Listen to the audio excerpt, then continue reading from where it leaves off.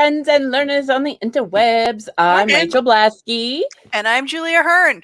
And today's topic is Manufacturing 201. And Julie and I, veterans of the board game industry, will chat with Sarah Graybill, project manager at Panda Game Manufacturing, over a good cup of coffee and discuss this topic that is important in running a board game company. All the while discussing your comments and questions in the live chat below because you're invited. And this episode is brought to you by XYZ Game Labs. Art Travels. Get crafty in this competitive order fulfillment and engine building game set in the colorful world of fiber arts. Art Travels is available now. Right now, at your friendly local game store or at shop.xyzgamelabs.com. All right. And you guys know that we love it if you share our stream, so that way we can help as many people as possible and just enjoy ourselves. So we would appreciate that so much. And we're giving you time to do that right now.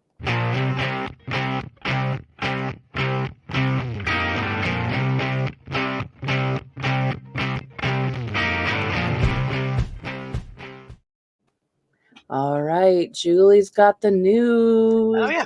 News. All right. So, busy week in tabletop gaming. First off, let's talk about, so Connor Alexander is leaving PSI. He has been with them for quite some time, and he is doing it because his inaugural game, Coyote and Crow, an RPG, did so well on Kickstarter that he is able to devote his time to setting up a publishing company. Congratulations to Connor. We're really excited for you. But since he was also my rep at PSI, little sad for me, but that's an editorial, not news. Moving on. Opinion piece. Yes. Awesome. And yesterday, the Gamma board met, and there was a lot of information that happened. And since there were a lot of people who didn't attend, I thought I'd update y'all so that you know some of the highlights of what happened, so that you can save yourself having to watch the video. Yes. So the highlights there, Gamma is working to build a new online catalog rather than, so historically, they would release a quarterly, a massive paper catalog of the games that from the industry available for purchase. But of course, some of it was outdated. People wouldn't send in their updates. It was so retailers would receive it and look at it and look for things that didn't exist or were out of print. And now they're doing it online. So in our links, I have a link to it so that you can look. It is the system is set up kind of almost like, so think of it like Yelp, where information is already there. So I went on not knowing it existed and found my entire catalog already uploaded.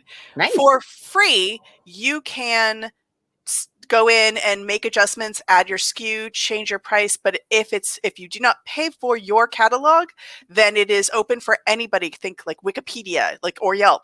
Anybody can make the adjustments. If you choose to get a membership and pay for it, then you own your catalog, and you also get marketing benefits like their homepage, banners, and things like that. But regardless, make sure, link below, to go and check as a publisher, check to make sure your products are on there, and you can at least for free take a look at it, see what it has, see what it doesn't have, and you can make the adjustments or add additional products that you have.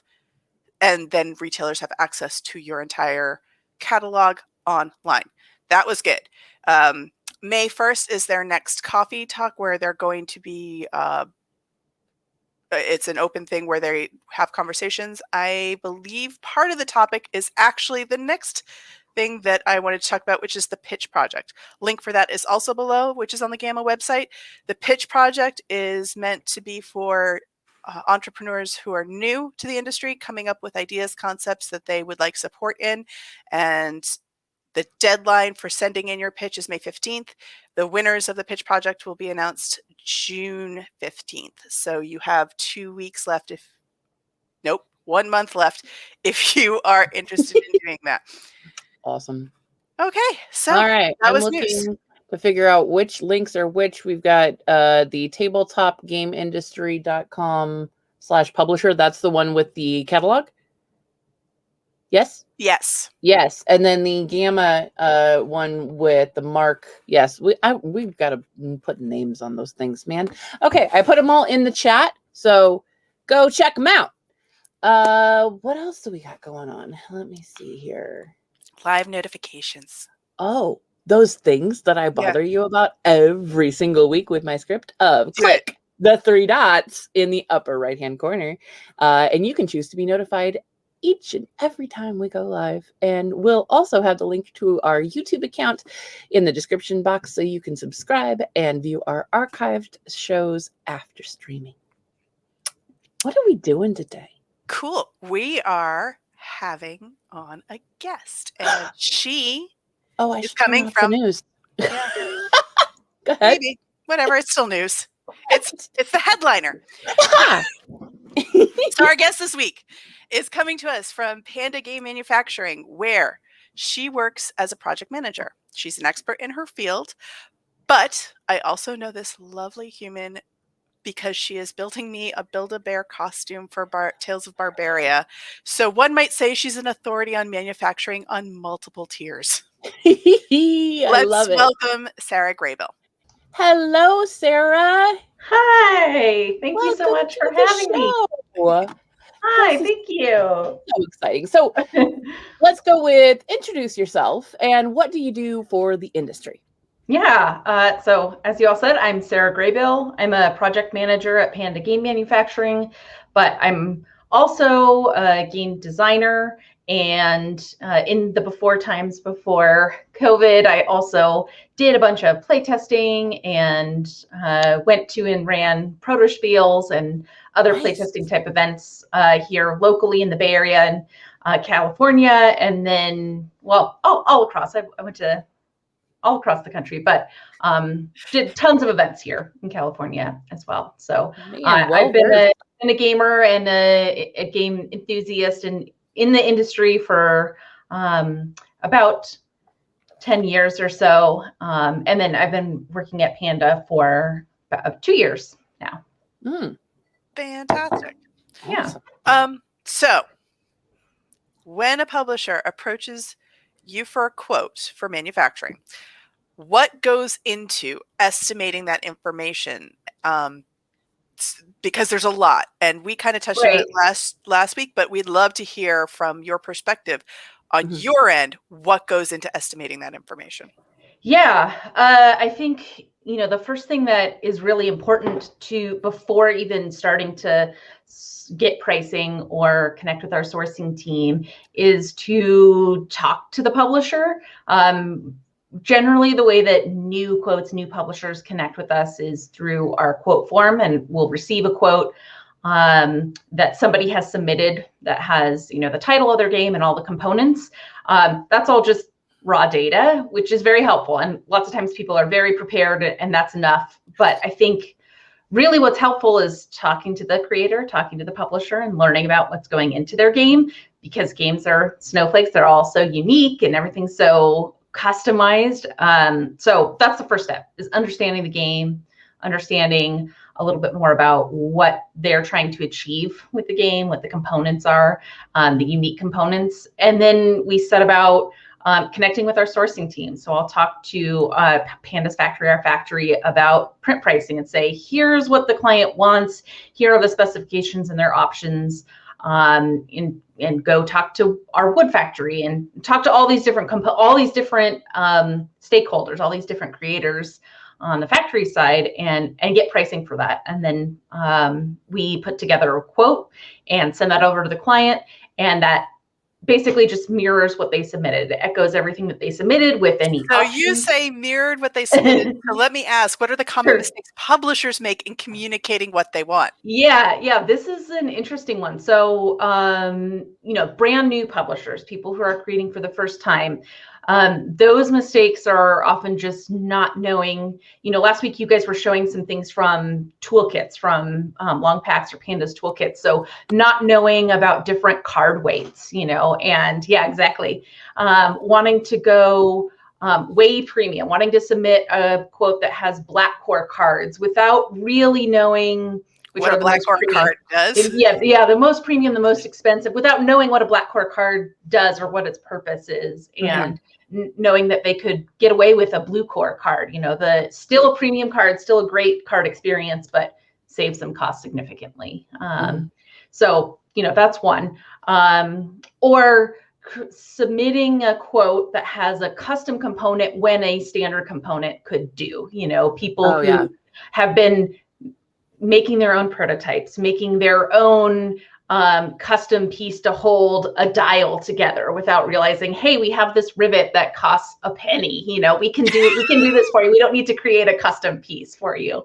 Oh, so true. So partly you would say because they're just not educated on what is out there in the manufacturing world, but also would you say, especially for a new person, they get so attached to their concept of their idea that they're not willing to think laterally? Yeah, that's exactly right. I know as a game designer, like it's your baby, it's your, it's your creation. And literally, if you've been making your own prototype, it is, you've put your sweat and tears into it, so it is very easy to think this is the only type of component that will work, or not being able to visualize that there is something else that could function pretty similarly or could offer those same solutions.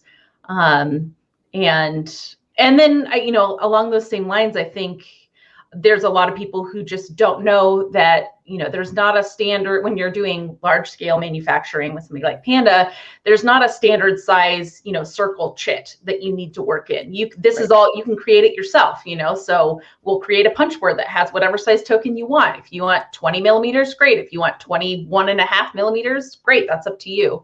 And I think that comes from the world of something like the Game Crafter, which is a huge service toward prototyping or doing small scale manufacturing. But they do have those templates, those die cuts preset already, because that's what's the most because they're scaled down. Exactly, they're scaled down.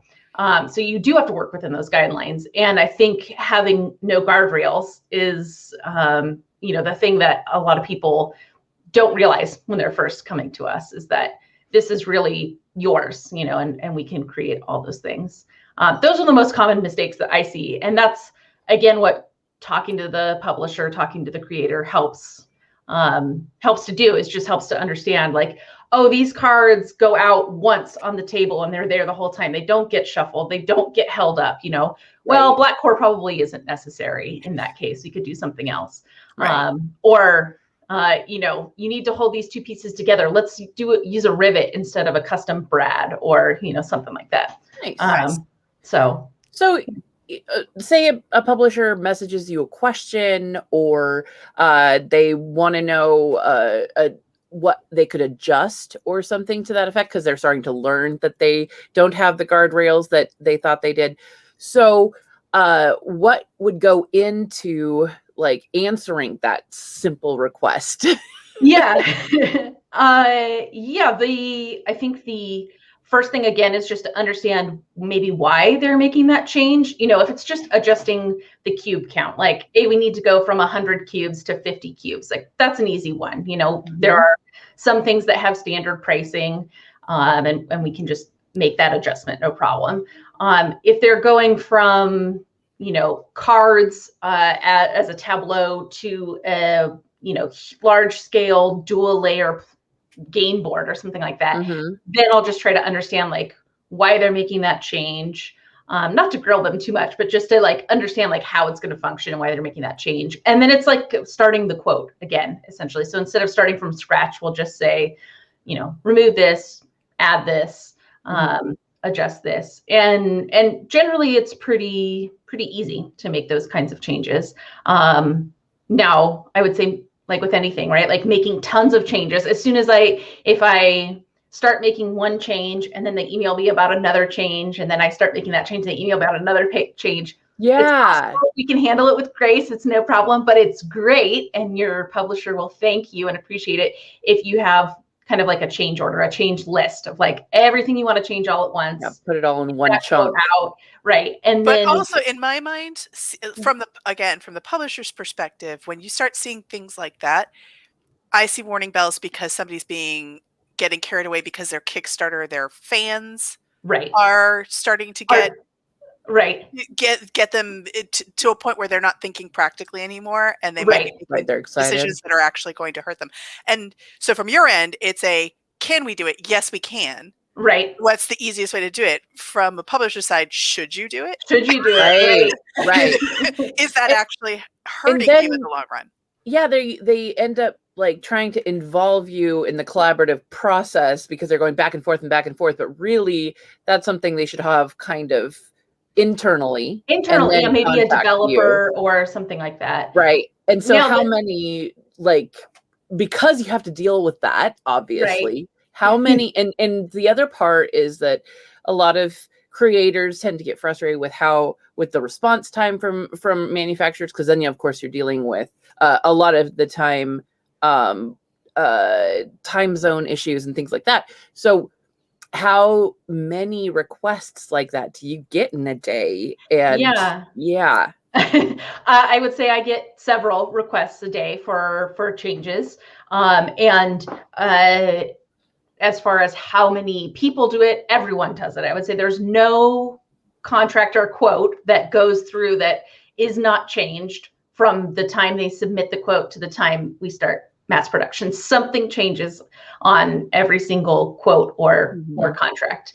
And yeah, you're absolutely right that some of those decisions are probably best done internally or by a developer or, before it gets to the publisher. And I would say the reason I would say more people are comfortable reaching out to Panda or somebody like Panda with a Western team for those types of questions or can we make those changes is because I am in their time zone, or I'm at least in their region, and I'm accessible, and I'm a gamer. So, while I am not their developer for their project, like I've done development, I've done game development, I understand game design, I understand games. And so we can advise not only on costs, but can advise on, hey, that change seems weird to me, or that change seems great to me, or, things like that. Not that I want to be directing those kinds of decisions all the time for every project, but it just means we can, we understand the behind the scenes. It's a little easier than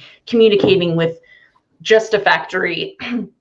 Julie, last time in the last episode, your example of your Snow White card, of that communication of, Snow White felling versus, that. So that is less of a risk with us, right? Because you're talking to me, you're talking, correct. So that I've had both experiences. I've had working, we've done some small stuff with Panda and a couple other, where you have a conversation with somebody who's then communicating, so you have a better understanding of how to communicate more effectively. Right. Absolutely. And I know last week we talked about the different ways that different designers, manufacturers, we were trying to, how do you choose a manufacturer? And when you are asking different people, there are different pros and cons to all these different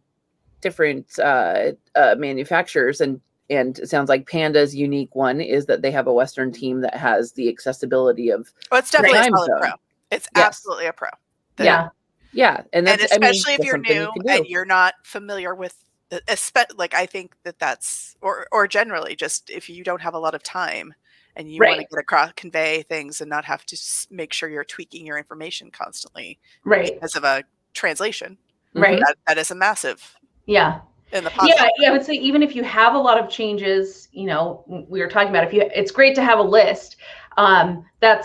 That's great for me, but it's, it's even more important if you're working with a manufacturer that there is a time zone issue or a language barrier or something like that. You want to be really clear and concise and like making your changes in one batch versus multiple changes that can lead to confusion. part of the benefit with working with somebody like Panda is if you don't do that, I can help bring that in and help make that happen. Or I can make that list on my side. You know, if you send me 3 different emails with 3 changes, I'm going to make one list and send that to our team. So speaking of your team, so let's look. So we know how from the publisher facing side what it looks like, and you would be a contact person. But from the other end of the business, so how many people are involved in making games? So we hand it to you, and it, you know, in some people's mind, it goes into the ether. But right, from your end, how many people are involved in the making of the game? Yeah, tons. I mean, that's why games are expensive, quote unquote, and maybe why they should be expensive. You know, there's a lot of people. It's not just a manufacturing button that you push and it's all automated. You know, there are lots of people behind the scenes. So on Panda's team, we have our Western team that is made up of project managers and pre-press specialists. So when you submit your files, they go through a pre-press experience here at Panda, where they're reviewed by pre-press specialists to make sure they're suitable for printing. Mm-hmm. Once those get through the Panda's team, then they also go to our factory pre-press team. So there's pre-press people there that verify everything and generate proofs.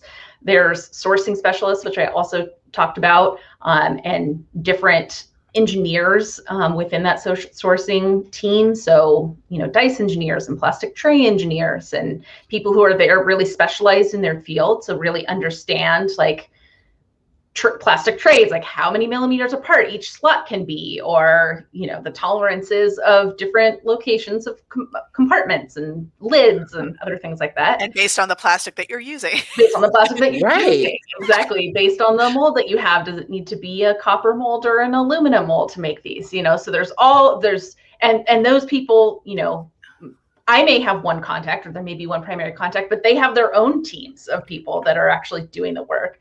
And then there's other teams, you know, at the factory that are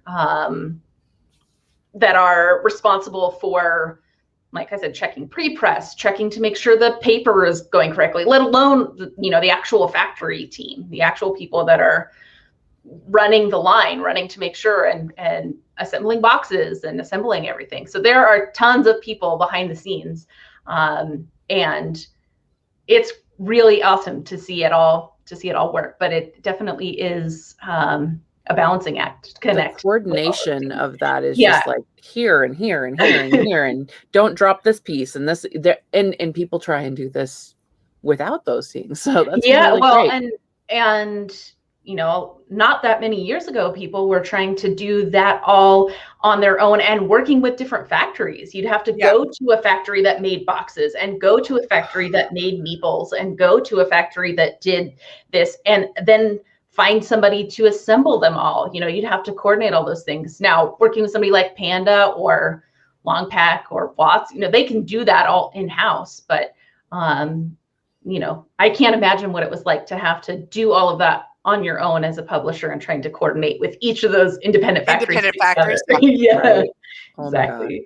It was great. I loved it. Awesome. Well, cool. Do you guys want to take a look at Kurt's question? Kurt had a great question. So good. Apparently yet to see the Sinatra board used. Sorry, Sinatra. That's where my head's at this morning, guys. Whoa. Apparently she got real excited and ran away. She'll be back. Don't worry, guys. So it's basically well suited for adding rigidity and durability to dimensional structures like dice towers. So when she comes back, and I'm sure it'll be quick, she'll go ahead and check that. Let me see here. We haven't lost a guest before. That's amazing. We've lost an entire stream before, but we did. Maybe I wasn't there. It was great. I know. You're like, I leave you the show for one day, Rachel. All right, so let's take that away and there she is. When she's back. Okay, cool. No, you're fine. We were just reading the questions. So what do you have to say about the Sintra board? So I'm not actually familiar with the Sintra board. So yeah, maybe I could have a little bit more context of what that is. Let me try to. Definitely. Well, and we can even come back to it too. Sure. So that way we can speak to that specifically, but it sounds like it has. Maybe it's a material type. It's like a PVC board. At least that's what it looks like from searching here. Oh, interesting. What do you have for that? Yeah, so I personally haven't used that. My guess is that maybe it doesn't get utilized very well just because of production costs, or it's a rigid foam core. Rigid foam core. Okay, so there are some games that are having foam core stuff now. A few games that are having foam. It's definitely something that is newer to the industry or getting explored. But my guess is that the reason it's not utilized widely is just because cardboard is such a ubiquitous material, is so easy, and like machines are set up for using that already, that foam core type stuff might require new machinery. And it's not like a sewing machine where you can use just about any type of material. You have specialized machinery set up for specialized materials. Mm-hmm. So that's my first so in guess. general, and yes, there's having a conversation because of course we're all nerds here and we like to I know, I'm like, ooh, the what newest is tech, this? the newest materials. But to your point, from the other end, when you introduce a new whatever, I remember, so what is it? Canvas is the one that has the like people are starting to the transparent cards. Correct. Yeah. So any sort of new component, new idea has big impact. But it's, what is this? To me, it's always, what is sustainability? What is the user friendly, and what is the actual upkeep for manufacturing? Because usually something new is going to be that much pricier, at least initially, until it either catches on and then becomes something that is implemented on a regular basis, or not. And my question is, like, in the cases where you have seen foam core go through as a board, like, what made it so that publisher wanted to use that versus the standard cardboard? Like, was it something that was just novel, and they wanted to go with the expense for that reason, or was it because it was vital to the design? So in the cases I've seen where it's more like a foam, like a craft foam, a poly type foam, that is because they want to achieve something that's really thick and customized shape, and foam lends itself a little easier to be. In this case, they were making like building blocks or kind of like base things to a pyramid type thing, and that is because they wanted it thick. They wanted the height and the rise, but didn't want to pay for like 6 or 10 millimeter cardboard. Like that would just be impossible or very difficult to make without warping issues, breaking issues, weight. So at that point, it's still going to be costly, but it's not going to be as costly. It's not going to be as costly, or it might be costly. I always tell people that, like metal coins, for example, the cost is more expensive than making those same 100 metal coins in cardboard chits. It's more expensive to do it in metal coins with manufacturing. But it's also more costly for you on the shipping side. Once you get it to your fulfillment center, your distribution center, the metal coins weigh more than cardboard does. They sure do. So heavy. But in the case of foam, maybe it's that alternate option. Maybe that is 10 cents more per game to make, or whatever. That just a number out there, but it's less weight in the game. So maybe that saves you money on the other side, on the back end.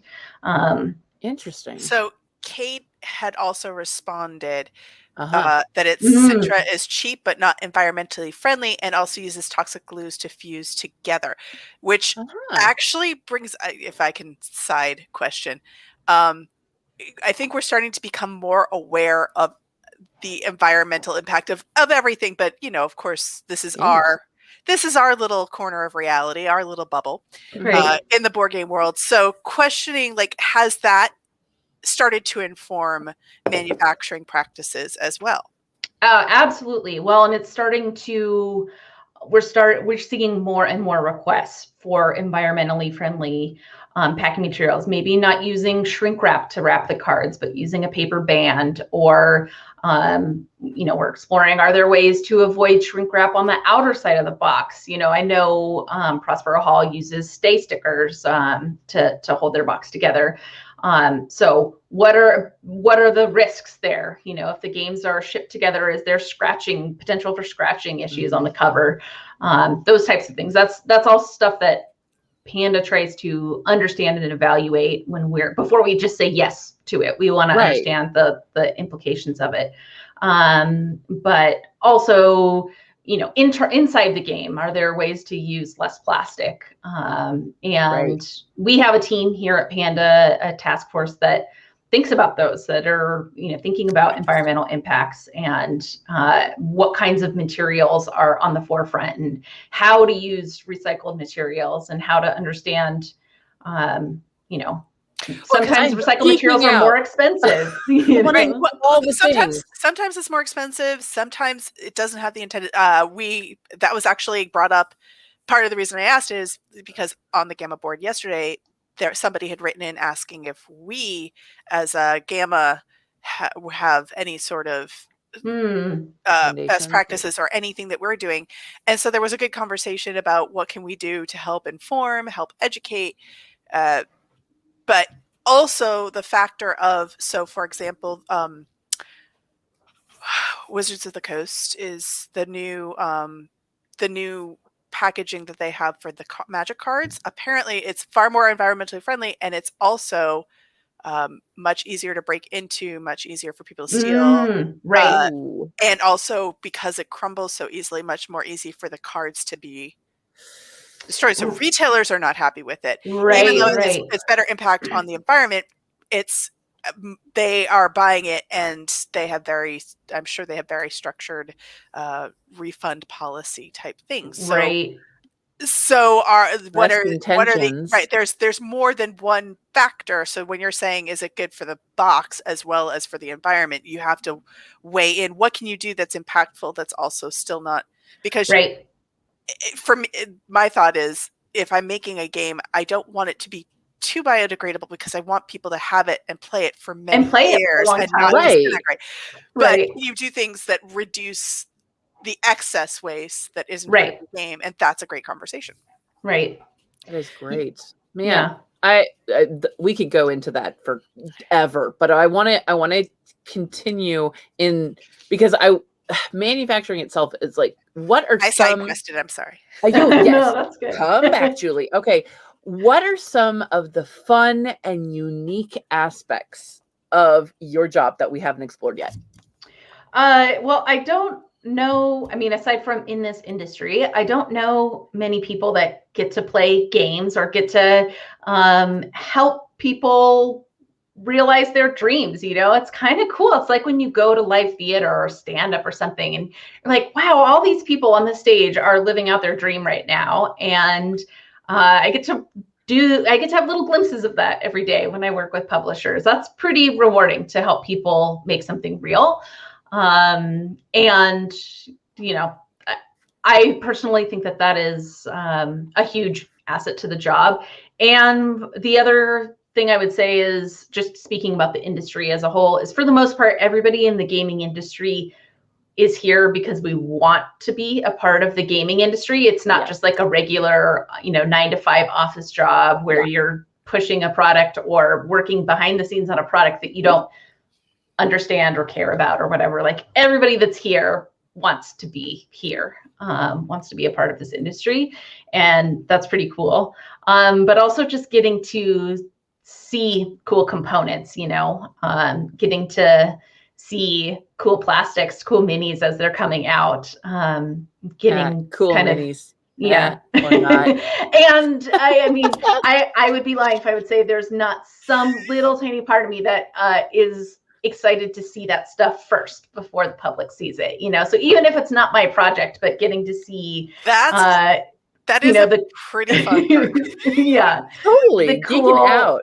Right, the cool resin pieces or the cool tiles and honey buzz, getting I to was see just that going to say that. You said resin. Oh my gosh. I'm all about resin. Tell me the Oh, things. yes. Oh, So very that's pretty cool. cool. Even though, like I said, that's not my project, but we at Panda all geek out over it, so we'll us, as colleagues, we'll share and be like, look at this cool thing I'm working on. And So that's cool. pretty fun. I love it. Well, so what would you say is the first step if anybody watching today wants to get started? Yeah, the first step, at least with Panda, is to visit our website. We have tons of resources there. There's the link there is for our quote page. You can set up a free publisher account and start building your quote. Even if you're not 100% ready to submit it yet, you can start filling that out. And that quote form is great because it will prompt you to think about things you might not have thought about. Like, oh yeah, I might need a cardboard tray or plastic tray for my game. Because the quote form walks you through step by step, like what's your packaging? What are your cards? So it walks you through with pretty standard options, and then you can customize those as you need to. So that's a great first step. But also our tools page at pandagm.com/tools has a design guidebook. You guys were showing this last time, our design guidebook that shows you all the fun design things, a component guidebook that shows you all the cool components that are possible, and a Kickstarter guidebook. So that's a great way to get started too. And many other manufacturers have those types of resources as well that you can check out. And just for our listeners, what is the difference between those two guidebooks and then the Kickstarter one? Yeah, so the Kickstarter one is I guess more of a crowdfunding, but it just that the crowdfunding one talks more about things to consider as you're setting up your campaign. So how and when to think about getting your quote. How and when to think about stretch goals, how to approach your stretch goals, things like that. How not to get carried away. How not to get carried away. Yeah. Or if you're going to get carried away, how to be informed about how carried away you've gotten. Exactly. So true. And then we will have new versions. We're refreshing all of those versions of those guidebooks. So sometime in the very near future, all of those guidebooks will be updated on our website too. And then as we start to go into conventions again next year, we'll have printed versions of those as well as new toolkits and to share too. We have some new toolkits coming out that are pretty dang cool. They share a lot of cool print features. So yeah, definitely check out our website for more information, and that link that you posted to get to the free publisher account and setting up that quote. That's how you'll get connected to a project manager like me or someone else at Panda. Well, this has been super, super interesting. Like I just want to dive all the way in. So this is great. Thank you so much for coming on today. Yeah, thank you so much for hosting, and sorry about the technical glitch, but dude, we figured it out. Very exciting. I know. I'm like, oh, so that's never happened. Cool. Let's read the comment. Well, she'll be back, I'm sure. Real slow. Yes, exactly. So why don't we, I know Julie has been talking a lot about how she's been really into manufacturing this week. So I'm going to go ahead and let her talk about her week. Right. Yeah. So the good, the bad, the ugly. So painful. So the Saga of Folklore, the reprinting, is coming to an end. Ugh, I can't even look at rapidly coming to an end. So we had our chipboard for our box. The stock was contaminated. Everything was gross on the inside, and now, we had everything reprinted, shipped, reshipped. Had to work on our through CrowdOx to survey people to see what they needed replaced. Every part of it has been a new and exciting way, an opportunity to learn about my job as a publisher. And now the catharsis is, here is some of the many, many boxes of contaminated boxes being tossed because the new shipment has come in and they are being sent out. So this is the ugly part of it, but the good part is, like, I believe all of Australia is done. They've started in the UK, United States. It's now at our shipping hub. So there is an end. We've seen it through. We've stayed the course. But also, I got to approve a bunch of these pictures, which was just great. It was great. I just have to say, before, because I was there when you told me, you're like, this is happening to me right now. And I was like, oh, from the beginning? Yeah. Yes. The day that you told me that this happened, and it was just so painful. And then correct. And to watch you go through this whole process and almost be like a standard of like, this is how to do this, guys, when things are completely awful. Everything's terrible. Let me show you how to fix it. Yes. I'm impressed. I just have to, I couldn't. I don't know if that's necessary. I will say, one of the other, it's scary for a manufacturer to look at, because one of the challenges for us was making sure that our manufacturer, having to work with them to redo everything and what was insured and how much to spend. And that's also a hard thing for a manufacturer to look at as well. So, working with a good manufacturer who makes sure that this doesn't happen, but also is also willing to accept when some of it is their responsibility, made it a lot easier in this case. That was this has been the best possible outcome for the situation, I believe. Yes. I don't think it could have gotten any better than replacing everybody who said they needed replacements done.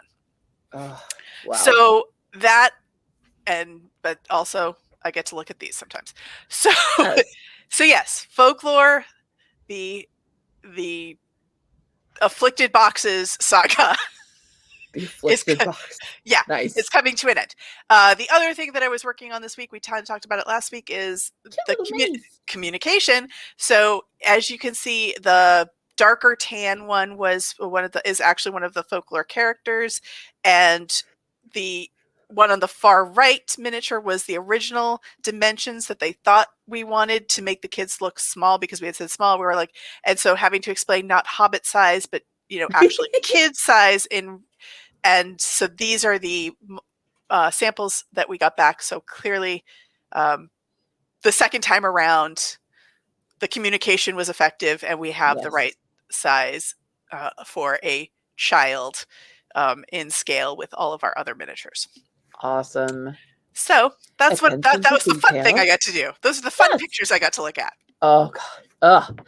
Well, this week I continued on my new adventure doing brand consulting, and I got to do development for a friend and started building out logos and site wireframing, and I'm just like having so much fun. We're gonna do like a lifestyle shoot and get all of these amazing things up and going. So I'm having a blast. I sent Julie a message and I was like, so much, but it's so fun. Like lots and lots of different projects. Like I am one of my favorite past jobs, which sounds strange, but was being a substitute teacher, because I went to a new place every day, and I could go home at the end and I was done and I could shut off. And then the next day I went into a whole different adventure, and I just love that type of work environment. So I'm having a lot of fun. The logo over on the right is the WIT logo, or the Women in Toys organization, which is super, super cool. I have wanted to get involved in Women in Toys for a while, and I just bought a membership there and am starting to become involved over there. There's a lot of toy industry involvement over there. It's a pretty large organization, close to 2,700 members, I think more than that actually. And they do amazing webinars. I got to hear all about the pitch process for Hasbro and I think Jazzwares, and just how people take that information and process it internally to have a pitch. And that was really cool. Also and did to your point, networking. it's Yeah. a networking, and a lot of entrepreneurs, of small business owners, of things that are so widely different under the label of toys, but super cool to hear what other people are doing. Right. It's just so, there's so many things that you can do. It's just fascinating. So got a chance to network and meet a bunch of people from Tomy yesterday. Just really, really cool opportunities that I'm kind of diving into. And then right there in the center, we've got Let's Talk Tabletop. Went really, really well last week. I've got the link in the description. If you're on Clubhouse, it's my own version of networking within the tabletop industry. And basically, we just all jump into a Clubhouse room together, and I pull you up on stage, and I get to hear about what you did this week. I know we had Andrew Zorowitz last week. We had a few other people that were just learning. It was just so much fun. Social accountability. I totally did. I was like, getting work done through peer pressure. Oh yeah. It was great. I was like, so what's your goal for next week? And then I totally wrote it down. I'm like, you come back, I'm gonna ask you. So it's fun. I'm loving those connection points. So that's what I did this week. Now how do we get a hold of our amazing guest? Let's see here. Twitter. You're a Twitter person. Oh, I'm not that great of a Twitter person, but I'm more of a lurker. But you can absolutely reach me on Twitter or on Facebook. You can find me on Facebook too. And then I put my email address there. Feel free to email me if you have questions. If you're starting the quote process and you have questions, you can email me directly. No problem. Love it. And then next week, we are on to the next part of the process. We're going to do a logistics 101. And on our way to having a sit down with Allison from QML the next week after that. So I'm just loving this entire series. I think that Julie has the best ideas for seasons. That's going to be a really good episode. I'm so excited. Right? I mean, well, we got to do the fun, creative, how do you make the board game? And for some people, this is a little bit scarier, but no less important or interesting to me, right. At least. Mm-hmm. And the ability still to be creative, which I think people get scared of all the numbers and that they forget that there's still a lot of creativity that can go into manufacturing, logistics, shipping, marketing, all of the back end things. So love it. Learning is fun, kids. Learning. And that's why I love gamers, is gamers are really curious by nature, and it's so fun to see that explored. Yes. Thank you so much for coming on the show, Sarah. We really appreciate it. Thank you. Thank you for having me. Yay. Keep up the great work. And everybody else, thank you so much for hanging out with us as well. This awesome session was sponsored this week by Arcane Wonders. So once you're done here, go see all the cool things that they are doing. Awesome. And you can always follow us on Facebook, on Instagram, YouTube, and Pinterest. And all the links are in the description box below. Enjoy the rest of your Friday, friends. And remember, next week, you're invited.